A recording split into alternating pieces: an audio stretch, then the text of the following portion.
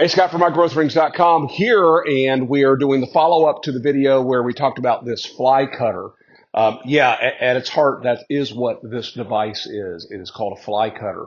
Fly cutters are used in metalworking as well as woodworking, and for those of you who were concerned about the safety of a device like this, by all means, go check out a fly cutter being used for metal. That hopefully will put your mind at ease. But the things about this and why I like it so much is this guard is so ridiculously heavy. I don't know that I made it clear that this is all an aluminum ring, aluminum body. It does have a soft face that's going to come into contact with the face of the wood, but all of this is so beefy. In fact, I could drill a hole with this without needing a drill press, and I think we're going to do that so you can see what I'm talking about, because that actually makes this an even bigger problem solver. Many of the devices that are like this that are now available have a very lightweight plastic called a dust shield that are designed so if you're drilling overhead to put a light into drywall, it's catching the dust. This thing is designed to do far more than that. This is designed to work as something of a drill guide. You've seen those little devices that you can attach to a hand drill that help to guide you in straight or at an angle. That's what this thing does.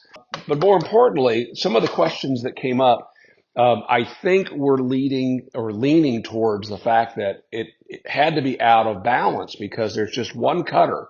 Shouldn't there be two?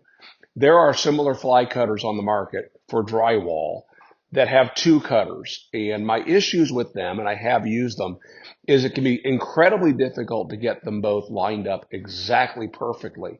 And if they're not cutting perfectly, then you do introduce a little bit of drag that isn't there with a single cutter. Now, is it possible that two cutters could be better than one? Possible.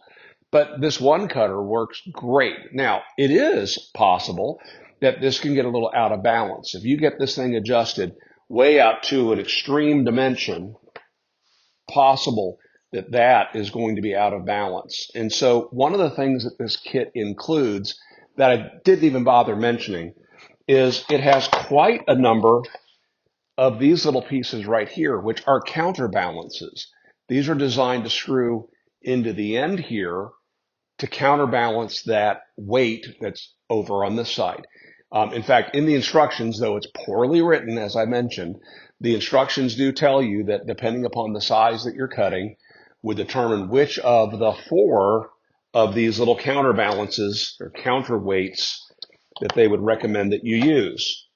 There's the smallest one versus the largest one.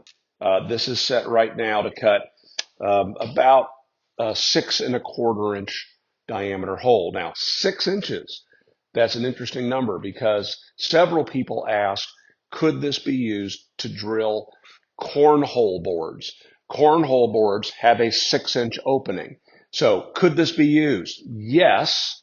However, you would have to use it a little differently than I did because at least if you have a Shopsmith drill press, it's not going to be possible to drill it in the right position on the board. If you don't know this about drill presses, one of the dimensions that drill presses are measured by is how deep is their throat. And they measure this by saying how large of a circle can you drill to the center of. My little Harbor Freight benchtop drill press can drill to the center of about an 8-inch circle. In other words, it's about 4 inches from the center of the drill bit back to the column in the back. Shopsmith drill press is pretty substantial and fairly large. You can drill to the center of a 16-inch circle, meaning if I had a circular piece here, it would measure from the back edge to the center of the bit about 8 inches. Well, the problem is if you're drilling for cornhole boards, your back edge isn't rounded. The back edge of your board is square.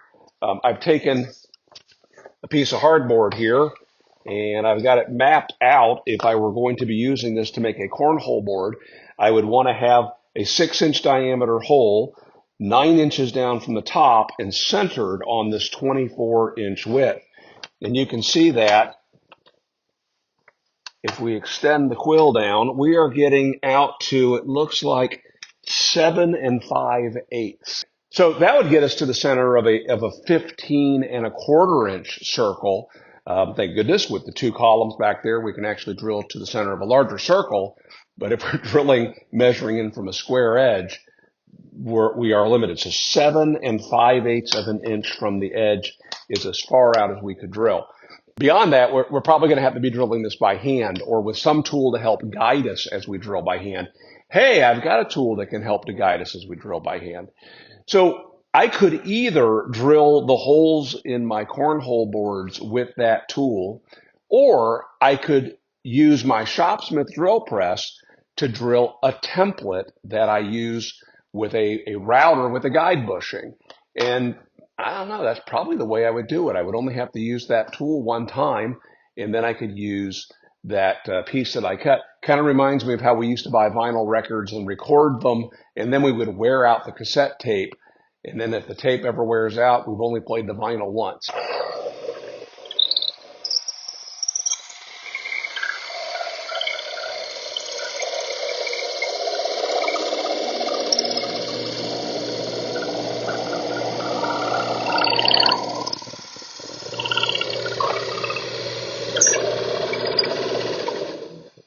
Another question that came up quite frequently, or comment that came up frequently, was if what you wanted to keep was the inner circle, you could drill partially through from one side and then finish from the other. And yes, it's easy to find the center because that centering bit actually enters the wood before the outer cutter begins to cut. So it'll pass through first, and it's easy to align that. All right, let's find out. I've got this on a hand drill, cordless drill, obviously. And I've got it backed up with a piece. What you wouldn't want to have happen is to have this be the only piece, because once the circle is cut out, you would have nothing guiding that cutter. And so I want the pilot bit to continue on into a piece that I'm not cutting all the way through.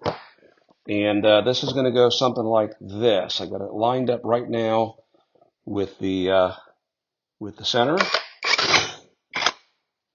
And it's now laying flush on the surface.